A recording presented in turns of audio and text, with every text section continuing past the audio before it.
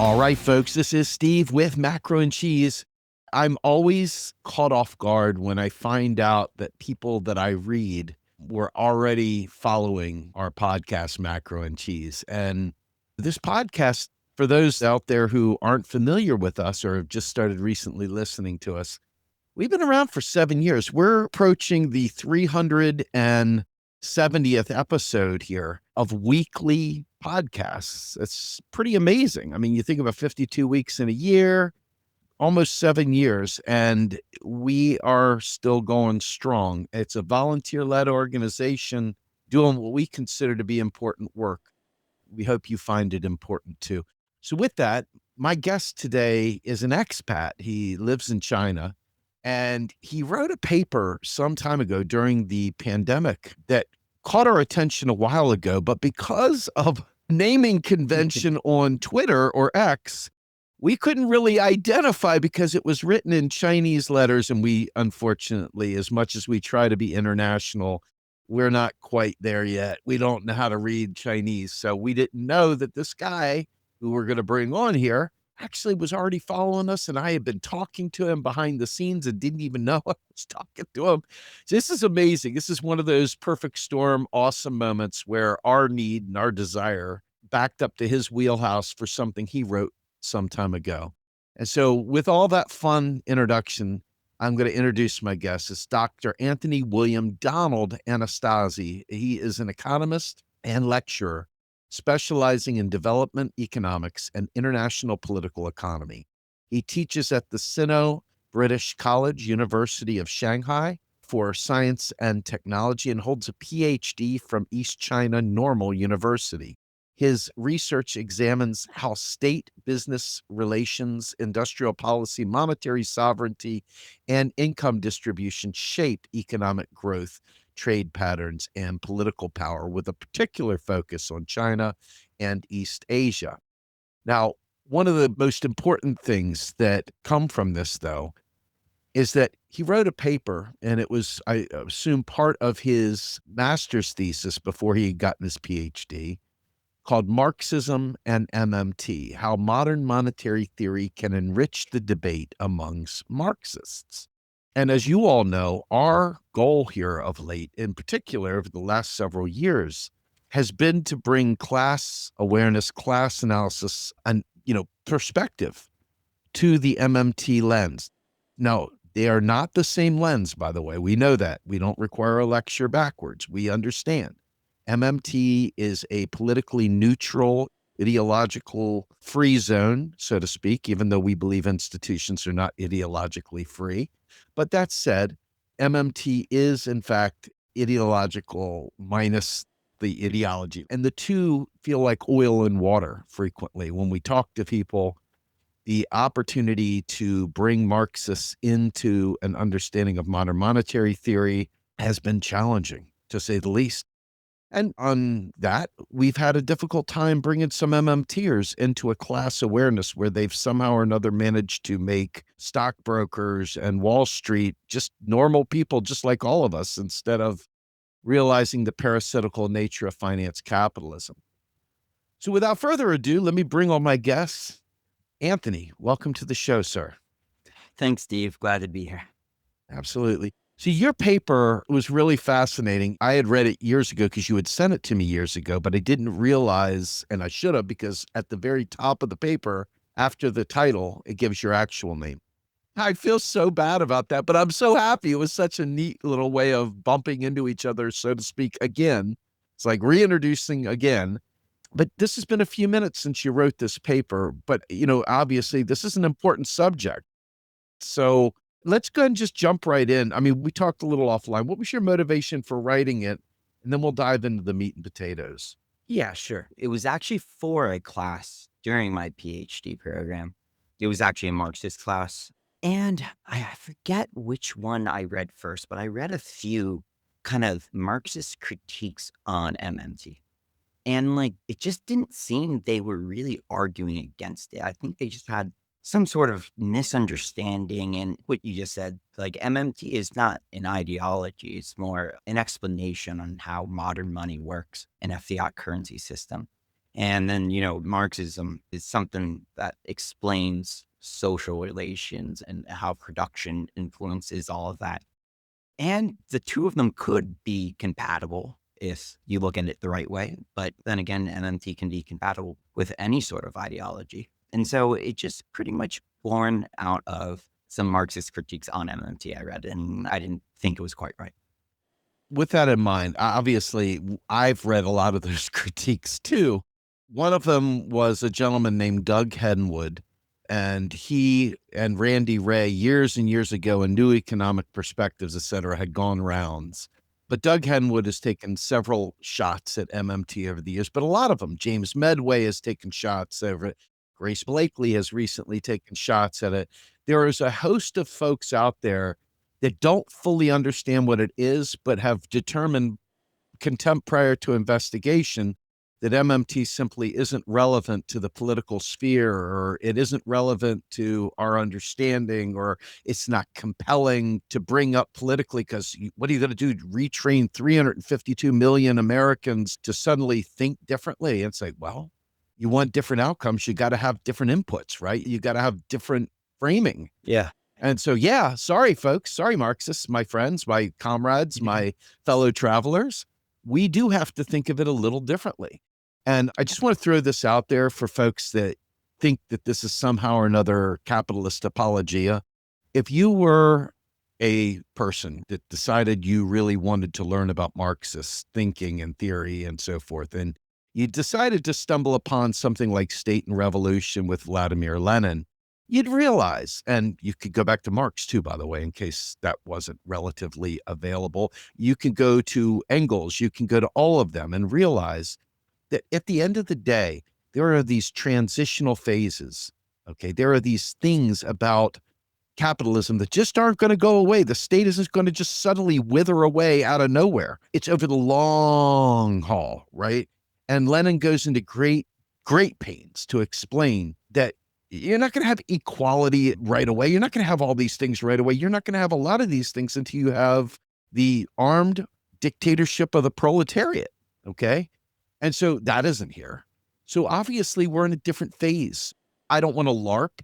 I don't want to come up with a million ways to talk about how what is suddenly not worth knowing. Well, it is worth knowing because it's important to understand the material conditions that we live within today and the dialectical perspective of how we got here.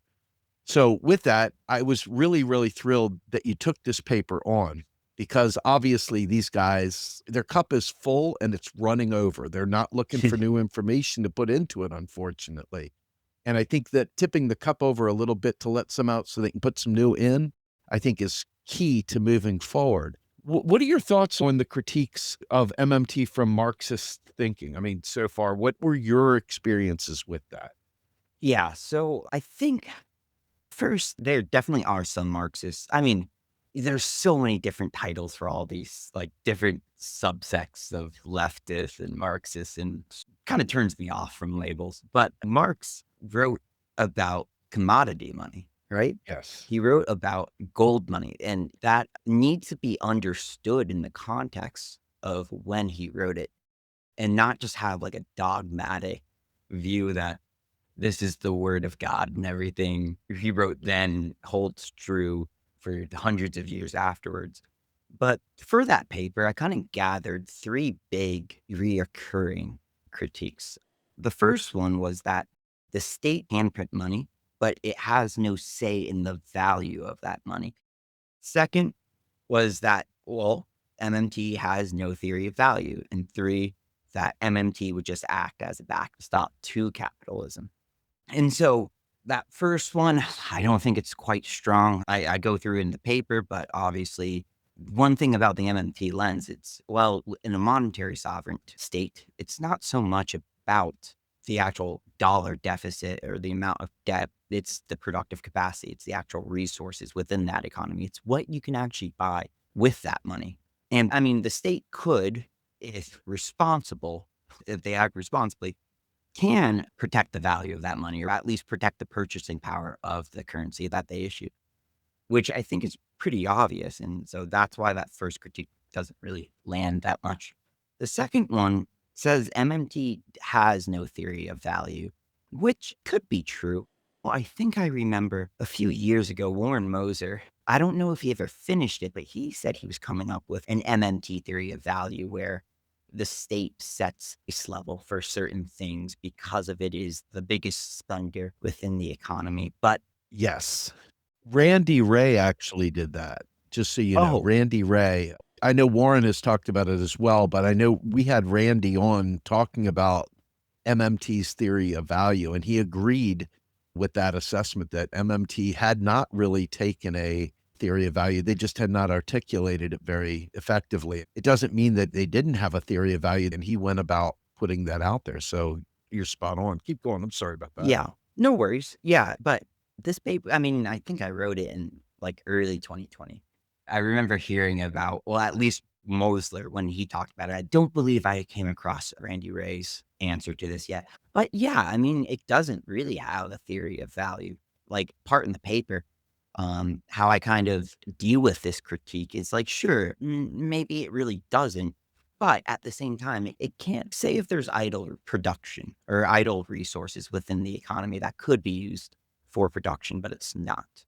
And without the money creation or deficit spending, unemployed people will just stay at home or even worse. And then idle capital or idle land, so on and so forth, would not be used. So, with deficit spending and with an understanding of MMT, yeah, you can bring in more value into the economy that would not originally be there without that deficit spending. And third was probably the most important critique that I've heard from them. It was that MMT could act as a backstop to capitalism, which is 100% correct. However, it could be, again, like we spoke earlier, it could be used to promote any sort of worldview. It just depends on who has the understanding of it and who's actually using that understanding when governing.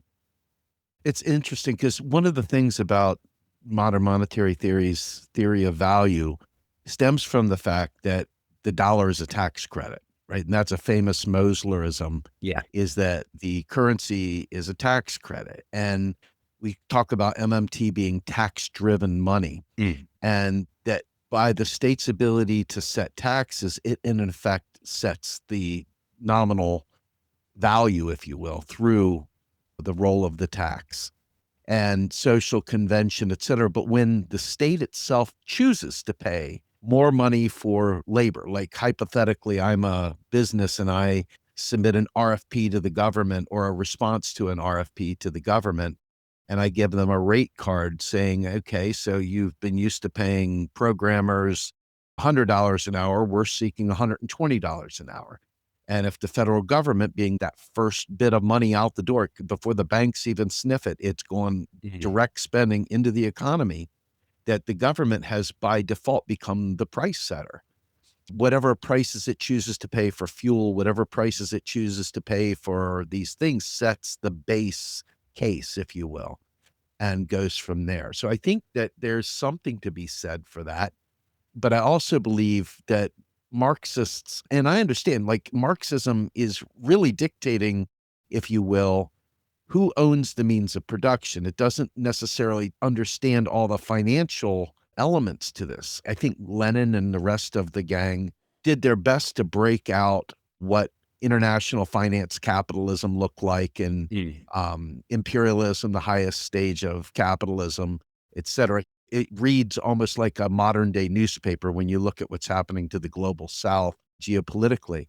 But when I think about value, I think about the fact that it isn't just some arbitrary thing. The government is the currency issuer. It spends it into the economy through whatever spending legal arrangements it has with its central bank and with its treasury and whatever other institutions each currency issuing state, like China even, the arrangements that they set forth. Let me just ask you for a minute, once we go to that next critique beyond value, what is it that you think is the next piece that we need to address? Because every Marxist I see out there wants to talk about their hard-earned tax dollars paying for things. And Michael Parenti in his book Against Empire is like it would be reduced to a minor pamphlet if they got rid of all the taxpayer dollar references. It's shorthand for sure, but it really does kind of create the base case for austerity.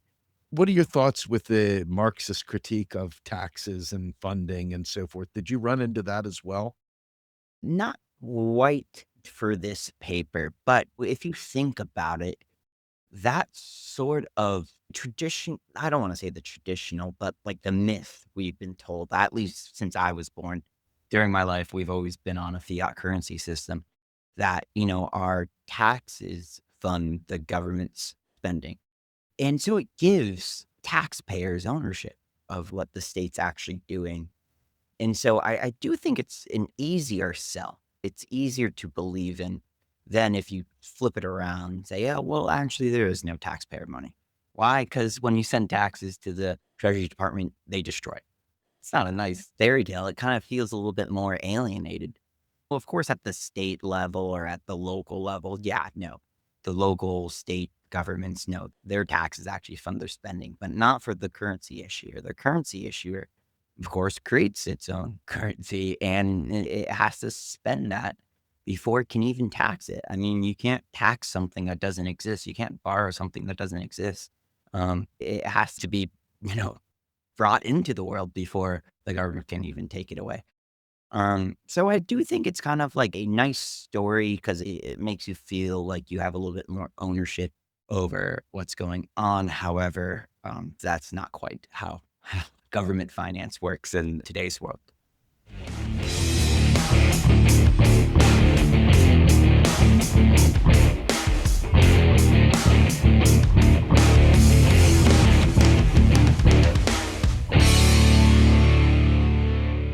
Okay, so you also went through some really what I think are important points. And before we go further into these non-reformist reforms and stuff that you write about, I want to take a step back. I mean, we've touched on what is MMT, and this podcast has talked about it extensively, but on the idea that some new person who has just come to this podcast has never heard of MMT, modern monetary theory or modern money theory, depending on your perspective.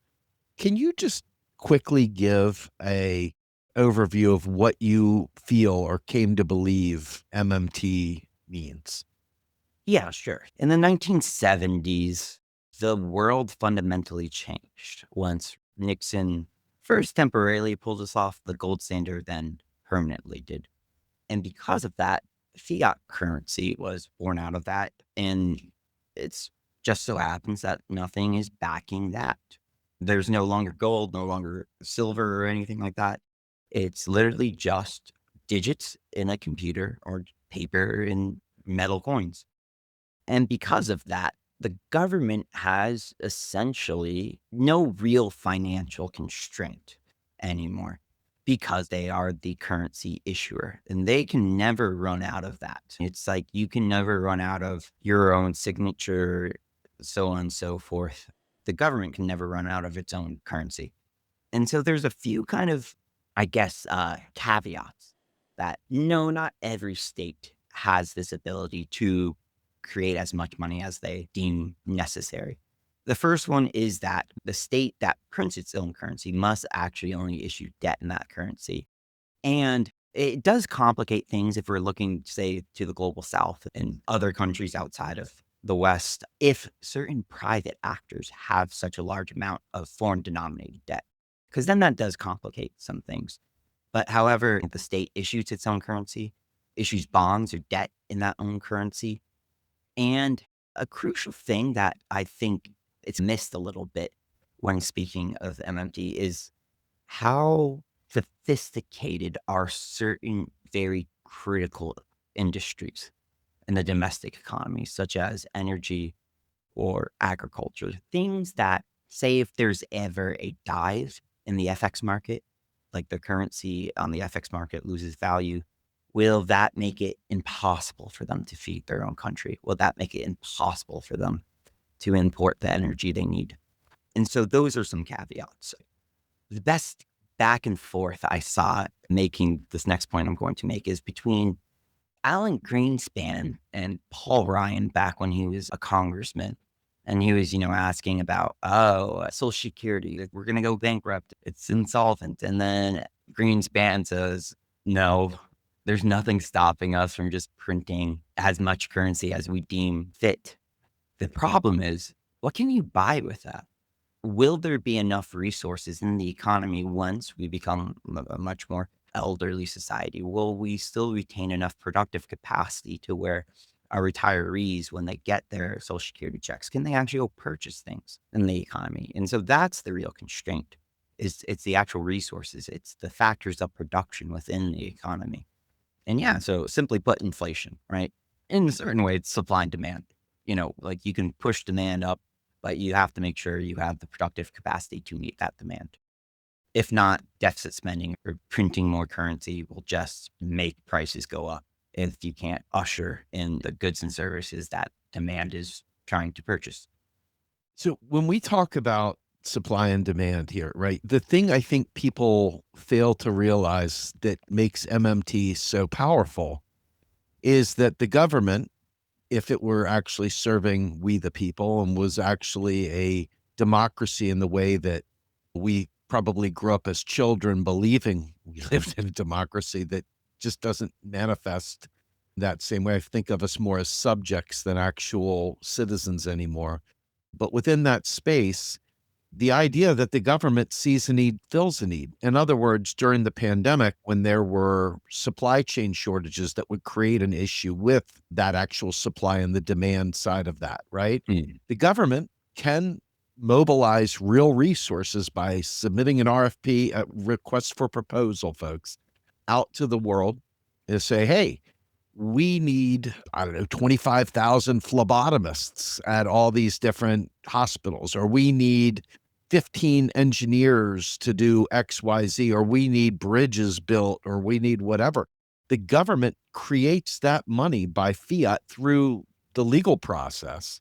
And whoever bids for that contract will get that money directly from the federal government. The government will keystroke those dollars into the Treasury's account. The Treasury will then, in turn, spend those dollars to the people that have the legal claim based on contracts. So there's no taxpayer involved in that whatsoever. And in order to fix those kind of supply chain bottlenecks, we have roadway issues. No problem. We can build more roads if we have enough people out there, companies, whatever, that can mobilize the trucks, the experts that can do the engineering, building the bridges, building the dams down in New Orleans, for example, when the floods came through under Katrina. Those kinds of repairs could easily be handled by FEMA or whatever. They just simply put out a bid and companies bid on it, and then they get paid and those workers get paid. And that's unless you want to go to a private bank and take out debts and, loans with interest, et cetera. That right there is how money, net financial assets, gets into the economy. What are your thoughts in terms of why that wouldn't resonate, if you will, with Marxists? What do you think makes that miss? That's a great question. I do think, going back to my earlier point about, like, the taxpayer money, just that phrase definitely does give some sort of agency to the actual people paying taxes to the government. So that's one hurdle. The second one is, maybe Marx, when he was writing his Das Kapital, he was engaging with, like, classical economics at that time, right? He was going Ricardo and Smith and so on and so forth. And it does seem a lot of Marxists today do have a more conservative view when it comes to public finances. Again, I'm just kind of riffing a little bit, but maybe because of that, they do see this sort of debt and deficit spending and quote unquote unresponsible, fiscal policy as like a neoliberal tactic, as you will, rather than going after the wealthy or the capitalists to actually pay like their fair share in taxes, quote unquote. So I do believe it's probably because of the agency that the myth of taxpayer money gives, and also just the classical economics bent, or like the conservatism of fiscal policy that some Marxists hold. I think that's a fair point. I mean, a lot of us are trapped in that household analogy that makes us feel like, hey, if there's not money in there, then where are you getting that money from? Oh my God, the Mm. oppressive debt, it's killing us. And that debt is passed on to our grandchildren. But you would think that there would be an openness, if you will, using historical and dialectical materialist lens to couple with your MMT lens. You would think that a historical dialectical materialist lens would lend to being open to evaluating the real material conditions, which MMT is, I believe, flawlessly accurate on when it comes to breaking down the plumbing of the way a fiat currency works. We had Vijay Prashad on a couple weeks ago, and we talked about Gramsci and we talked about cultural hegemony and different aspects of the institutions that we believe, the things we believe that were passed on to us. And many of those things that were passed on by the ruling class, the ruling elite, it frames how we think of things. And the ruling elite, going back to Clara Mattei, who is another guest that we've had on several times, she wrote a book called The Capital Order, and she talked about how austerity was created by economists as a overreaction to the Bolshevik Revolution. And it was like the shot heard round the world and they panicked. And so austerity is the name of the game. And they've been preaching that forever. I mean, you go back to the neoliberal era with Jimmy Carter in the 70s, and he was busy telling you to put on your sweater and tighten your belt and let's put another log in the fire to be conserving energy and conserving this and conserving that. He was the first one to really begin that kind of. Nixon wasn't even like that, I mean, Yeah. Jimmy Carter was the first real neoliberal, if you will, that kind of set the stage for what Reagan ended up doing.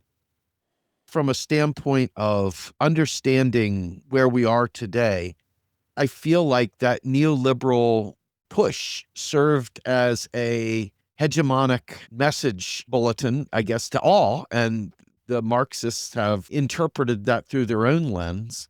But I think the beauty of MMT is that it is so non-ideological that if you step back and you use that lens and overlay your political economy over it, Mhm. you can fundamentally understand there's nothing inherently against capital controls.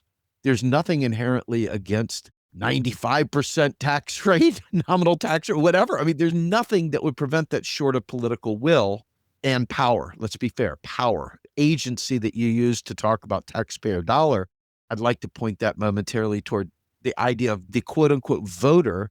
Gillens and Page in 2014 showed that there's a statistical near 0% impact of political decisions made by the ruling class. They showed a correlation of statistically near 100% of all decisions made represented the wealthy, the donors, and the ruling class. It didn't have Mhm. anything to do with the working class. So I can see why people would be maybe clutching, and because there is no one in a position of power anyway that is addressing these things with this framework. They're using the lies, they're using the bad framing, they're using those things and pounding people with it.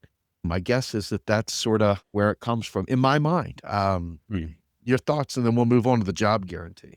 Yeah, well, definitely before the job guarantee, one thing you talked about was just how the donors, the ruling class, the ruling elite, their policy preferences get enacted. I read that paper quite a while ago, how your average Joe, their political preferences don't really get put out into policy, mostly because one of the things that touched in the paper is simply the way we fund our politics, not the way we fund our government or anything like that, the way we fund actually like the exercise of our politics, our elections.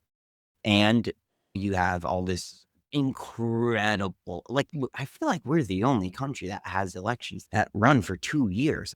Like, in the UK, I forget the actual limit, but they have a time limit. We're gonna start, like, as soon as the midterms are over, right? We're gonna get Newsom or whoever else, and then they're gonna go raise a incredible amount of money from very powerful individuals, which is a huge problem if we want to live in democracy.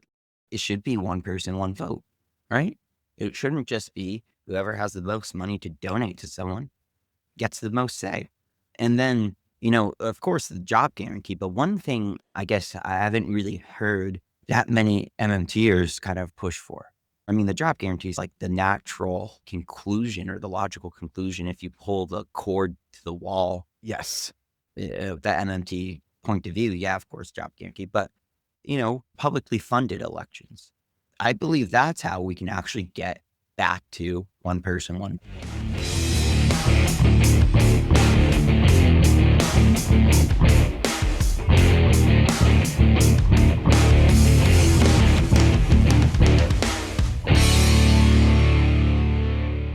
I'm very cautiously trying not to become dogmatic as we dig deeper into theory and history and tying things together. But it is hard because there are some truisms that were ferreted out over 100 years ago, probably even longer than that. But just on the surface, people like Rosa Luxemburg, for those that don't know her, she wrote a great book called They should. They should, absolutely.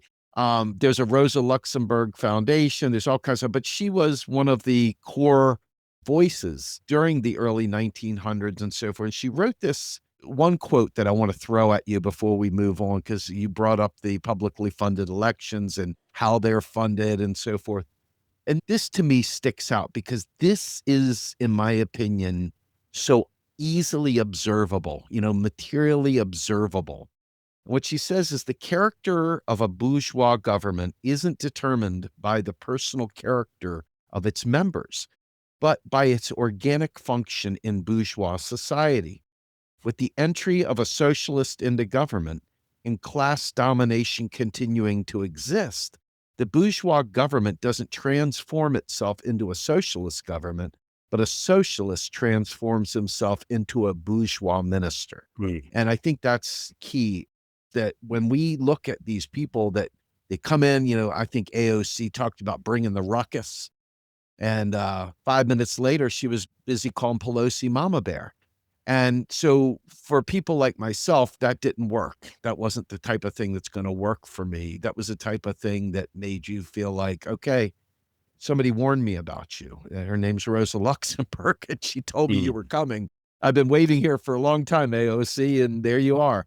I don't feel that capitalism and democracy can really work together, because capitalism itself depends on a lot of precarity. It depends on a lot of people being poor, if you will, desperate to do jobs that others don't want to do. And it's kind of like the rich, a little bit like, the old Southern culture. You got your hands that serve, and you got the rest of them with the pomp and circumstance and little umbrellas and all the niceties and everything. But in reality, you're basically laying in a mud puddle so that the girl can get out of the carriage to go to the dance or whatever. And we're living a little bit of that today. I think you could see it in a lot of things.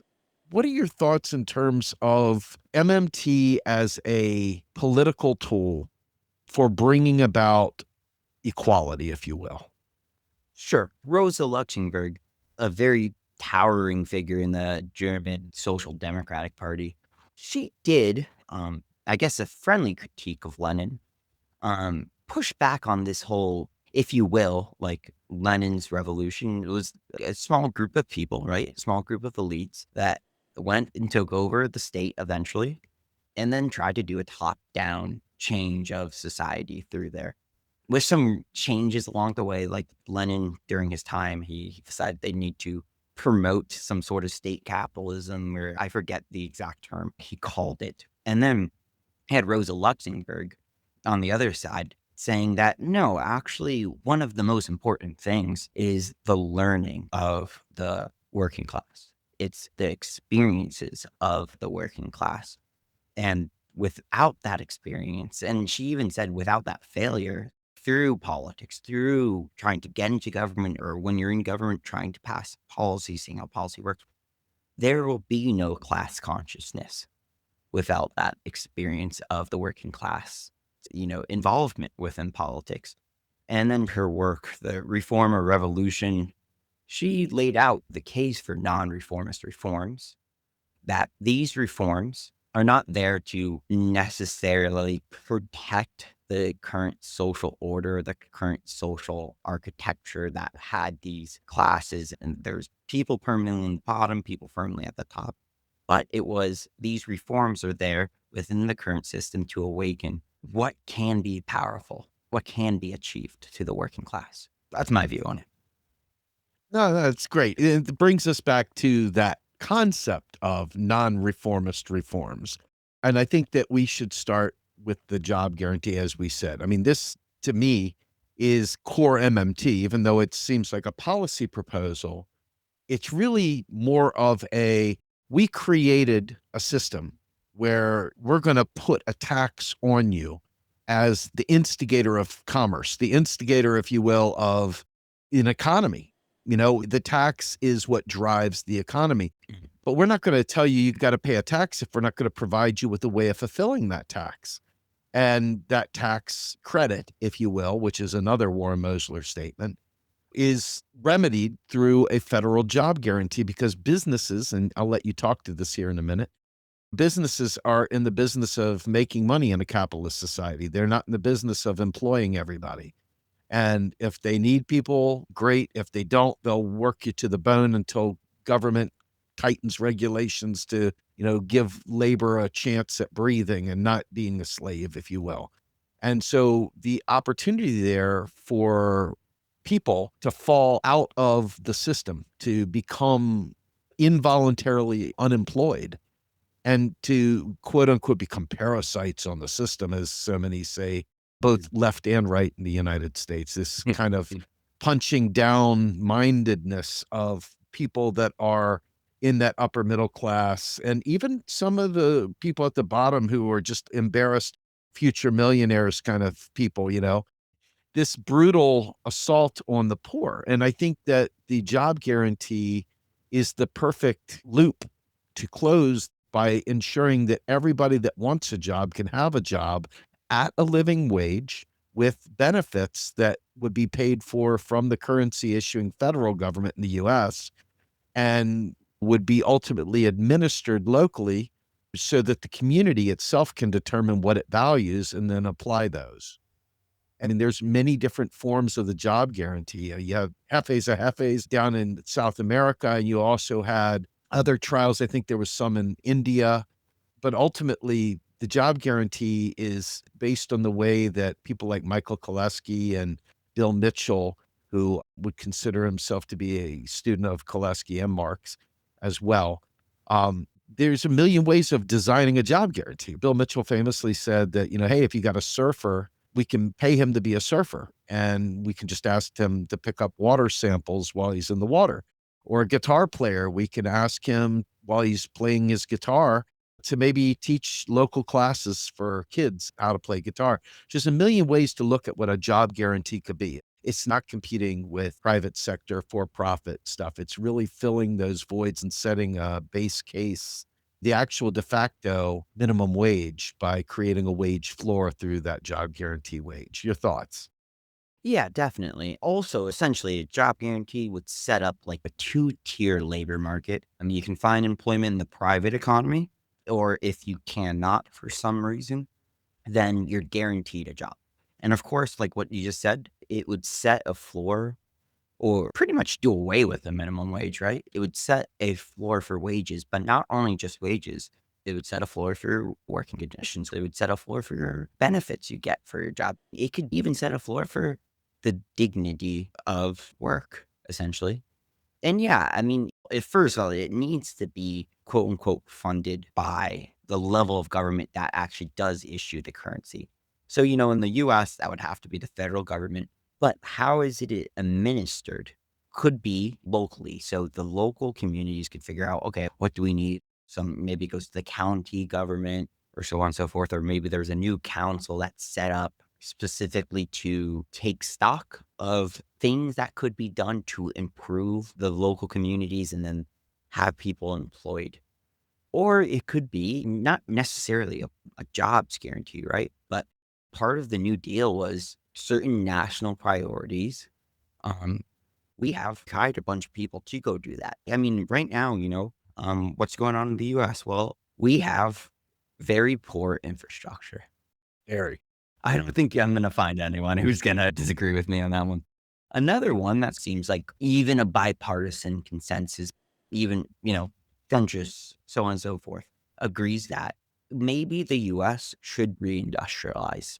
Relying on imports for very crucial things might not be the best thing. And that was pretty apparent during the pandemic, right?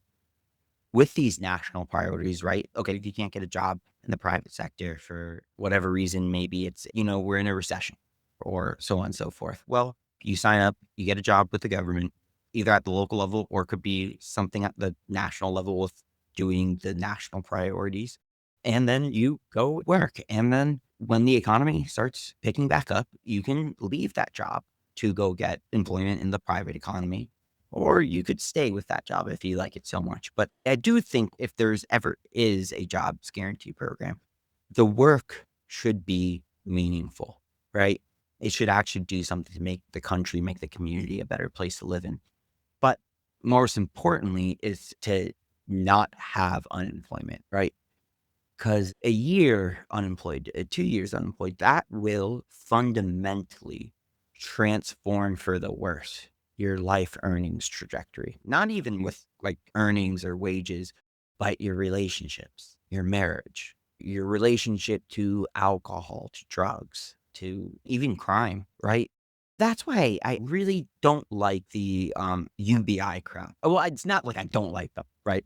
It's just I think there's a better option than a universal basic income. I think that's like a cheap way out.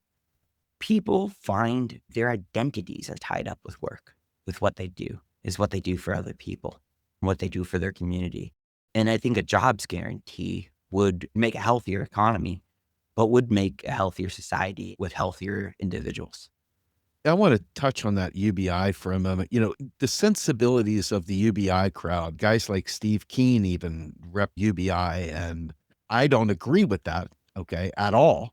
But for me, taking it from a slightly different perspective, the UBI is a Trojan horse of capital because you notice a lot of capitalists are pretty excited about a UBI. Mm. And a UBI doesn't guarantee the person receiving anything. It guarantees that they got whatever that stipend is, but there's no guarantee that poor person has the ability to negotiate health care with that amount. There's no guarantee that that person has the ability to negotiate housing. There's no point that in any way, shape, or form that they have a guaranteed access to whatever it is that they need. It's just money. And as you saw, Isabella Weber, who during this pandemic was very front and center pointing out sellers inflation, where the gouging, the systemic rot of capitalism was on display. I mean, there were companies that were making over 1,000% profit using the crisis as a crutch Yep. to lie us into higher prices and to lull us to sleep. And then, as if that's not bad enough, a lot of documents have been leaked that showed that they knew that these things weren't necessary and they had no intention of lowering the price again because now people were normal to that price. And so they were happy with their 1,000% profit. Fancy that. So the idea, though, of a capitalist capitalizing on a person's UBI. The other thing with the job guarantee, let's just hypothetically say I'm putting 40 hours a week into that. Those are 40 hours a week that a bad company that subsidizes its wage with the UBI can't steal. So now Yeah. all of a sudden that company really truly has to do something to meet or beat the job guarantee wage versus the stipend that they can siphon from because they're winning hand over fist. They're probably collecting money from people at Walmart, for example, buying generic ibuprofen and shoes and whatever else right there from their paycheck at the store and simultaneously being funded by the state to have a lower than living wage provided for a multi-billion-dollar corporation, which is parasitic in nature. Yeah, no. One more thing to add about the UBI. What you said is 100% correct. It really boils down to the UBI does nothing to increase power, right? Like the market power of the working class, right? There's very little to stop, like say, there's $1,000 a month or whatever Andrew Yang said. Of course, there's still going to be the market competition aspect of this. So businesses probably, I mean, at least your local businesses, your local taco shop probably can't raise the prices of the tacos that much. But for these huge firms with extraordinary market power, right? There's nothing stopping them from raising their prices now Right. that everyone's got a little injection of cash. Your landlord, right? Probably nothing stopping him from doing that, especially if it's in concert with all the other local landlords. However, a job guarantee, that would effectively raise the power of the working class, the economic power of the working class, especially when negotiating wages, working conditions, benefits, so on and so forth with their employer. Again, I just think if we look at it from a class power point of view, yeah, job guarantee is going to be way better. UBI does nothing. But just from an economics point of view as well, I mean, like from a macro stability point of view, right? There's what macroeconomics call a automatic stabilizer. Oh, yes. When the economy slows down, okay, well, this is going to keep us going. Second, there's also like a built-in inflation control mechanism in there. Like if there's one sector that's overheating, right, the government, it would take a little bit of management so it's not so automatic, but they could go in, maybe raise taxes on that sector, slow it down. People would lose jobs in the sector, but then go into a steady waged public sector job, which could, a much better way of managing inflation than having a permanent 3%, 4% unemployed. Absolutely. 100%. I'm glad you brought that up. I think Warren Mosler also would say that the job guarantee creates a nominal price anchor that is a way of staving off inflation for sure.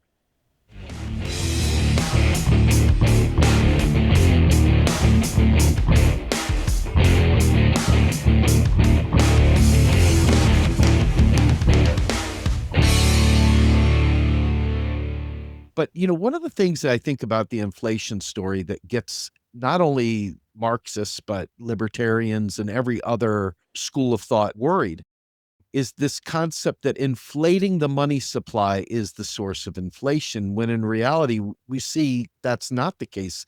In a baseless, free floating fiat regime, you're talking about a totally different set of issues. And it usually comes down to pricing power, the ability to price whatever it is. And you can look at something like the iPhone.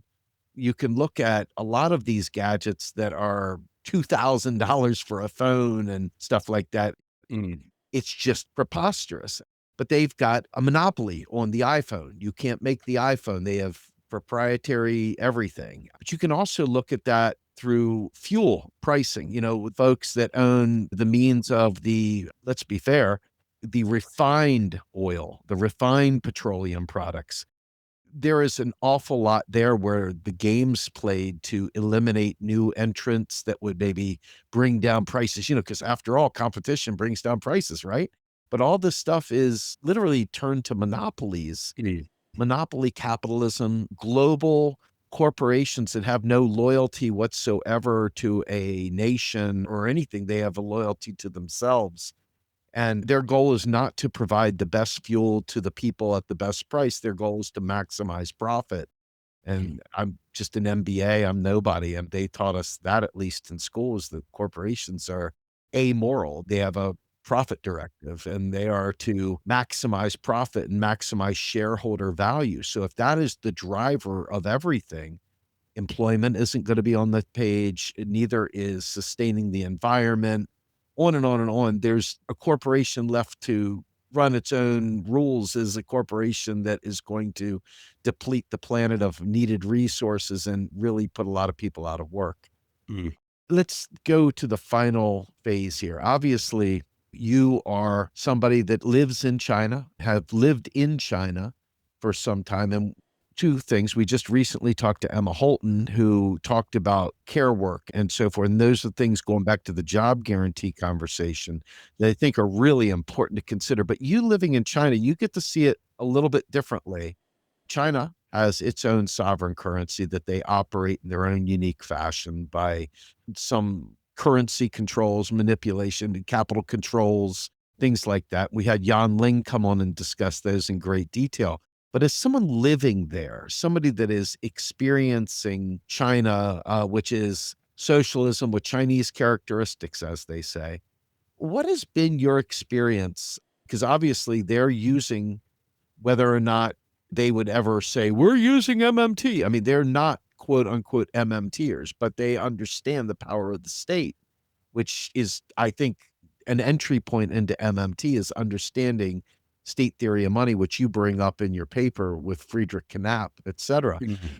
Explain what your experience has been like living in China and how you see these economic truisms that we've been talking on this call, how it might manifest there. Sure. The debt to GDP level of the central government here is quite low. Actually, something that I guess maybe many people in the US might not know is just how decentralized the public sector finances are in China. Something about 85% of government spending is done at the local level.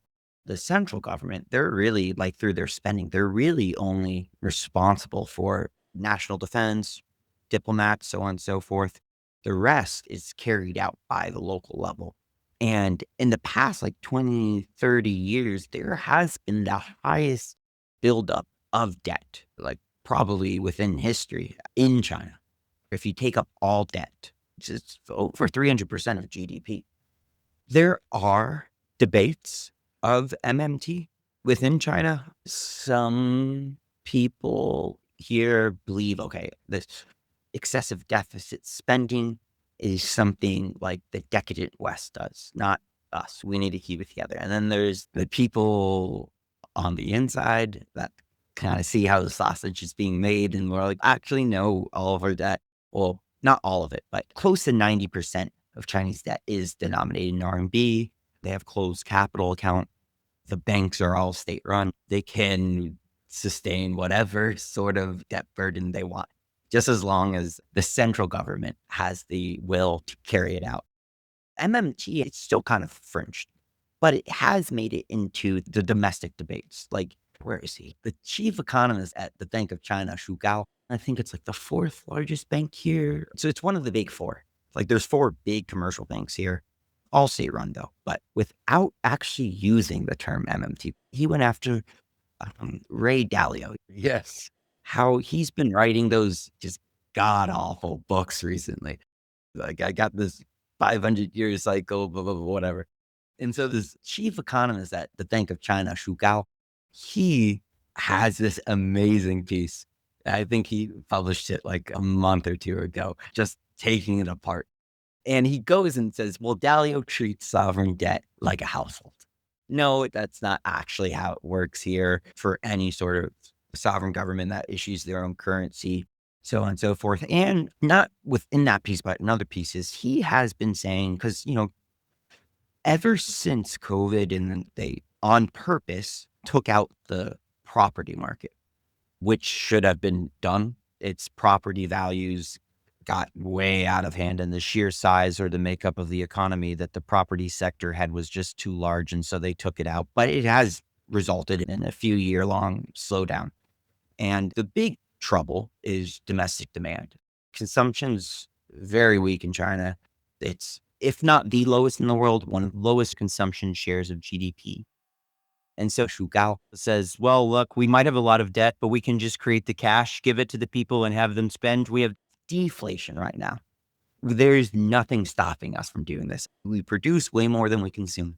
We can, through the financial sector, create the cash, then create the demand and solve these problems. Yeah, it's still contentious, but the people that, at least from my point of view, some of the ones that I've seen that do make the sausage have similar understanding as me and you of the financial system. That's fantastic to know. I didn't know that. I mean, I do know that there are people trying to get it out there. It's good to hear that from you. I appreciate that immensely. Listen, we are coming up on time, and I want to give you a chance to put an exclamation on what we've talked about today, because this is my first time talking to you. Your first time talking to me. I'm glad to know that you listened to the podcast. What might you want to part with here that we haven't heard so far? Ooh, I want to go back and shout out Rosa Luxemburg. I think she is in the leftist communities not read enough. I think others get the spotlight, and I think a lot of people should go back and go read what she had to say. Yeah, that's it. Okay. Very good, man. Well, listen, I guess to put a kind of bow on this whole thing, we don't know. Marxists are not like a monolith. So we don't know everything that and I say they when I consider myself one. We don't know what individuals in different sects. I mean, I hate to say it like this, but you said it's like a little bit of thus saith the Marx, right? There is an element of religious fervor. And I understand it though, because when you're surrounded by capital lies and propaganda selling you on how it's okay to be a slave kind of thing, and don't look over here because you'll see something. So keep your eyes over there. I understand why people are looking for a North Star, a honest broker that has their back. Even if they get some things wrong, they are much closer to right than not. So I completely get that kind of thing. But from my vantage point, I kind of lucked into this is that I learned the MMT side. I came from a right-wing perspective, and I just keep moving leftward because I really do believe in the people. I really do believe that families shouldn't be suffering because capital wants to make more profit. And I think our government should recognize those people, and it does it because it only supports the pursuit of profit. And you even got people like Elizabeth Warren out there saying she's a capitalist to her bones and on and on and on. And that just tells you who she serves, even if she comes up with a few nice policy moments. At the end of the day, even the kindest capitalist is seeking capital's survival, not the people that it predates upon survival. So I think that is for me why I've moved to the left, is that I'm looking for people that don't place profit and don't place employment based on just the whole extractive predatory nature of it all and the precarity that people like myself. Here I am older, and they're saying that they're firing and laying off people that are 50 to 60 years old left and center.